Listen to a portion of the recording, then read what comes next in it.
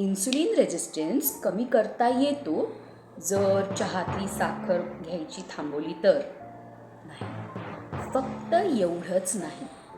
Insulin resistance कमी करण्यासाठी lifestyle modification करणं गरजेचं आहे.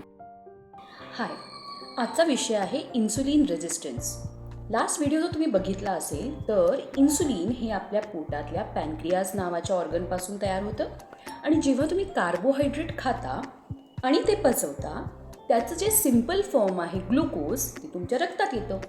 रक्तात आल्यानंतर हे इन्सुलिन हे ग्लुकोज तुमच्या सेल्सपर्यंत पोहोचवतं, कारण तुमच्या सेल्सना एनर्जीसाठी ग्लुकोजची गरज आहे. सिम्पल गोष्ट कळाली.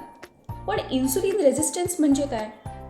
हे जे काही ग्लुकोज आहे इन्सुलिन बॉडीमध्ये असून सुद्धा तुमच्या सेल्सपर्यंत पोहोचवू शकत नाही.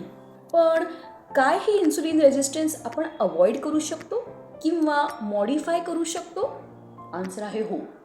इन्सुलिन रेजिस्टन्स कमी करता येतो जर चहातली साखर घ्यायची थांबवली तर. नाही, फक्त एवढंच नाही.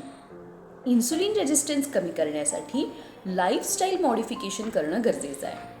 होतं काय, साखर या शब्दावरती जास्त भर देऊन आपण असा विचार करतो की जर मी माझ्या आहारातून साखर कमी केली तर इन्सुलिन रेजिस्टन्स कमी होईल. पण आपण हे लक्षात ठेवलं पाहिजे, इन्सुलिन हे साखरेवरती नाही, कार्बोहायड्रेटमधून तयार होणाऱ्या ग्लुकोजवरती काम करतं. सो फक्त साखर कट ऑफ करून काही होणार नाही, कार्बोहायड्रेटवरती पण आपलं नियंत्रण असायला हवं. या कंडिशनमध्ये फक्त फूड रेस्ट्रिक्शन्स एवढ्याच गोष्टींमध्ये न थांबता आहार, तुमची निद्रा, तुमची झोप, एक्सरसाइज म्हणजे इन टोटल सोलफुल लिव्हिंग या गोष्टीवरती मन केंद्रित करायला पाहिजे. तेव्हा कुठे इन्सुलिन रेजिस्टन्स कमी करता येईल.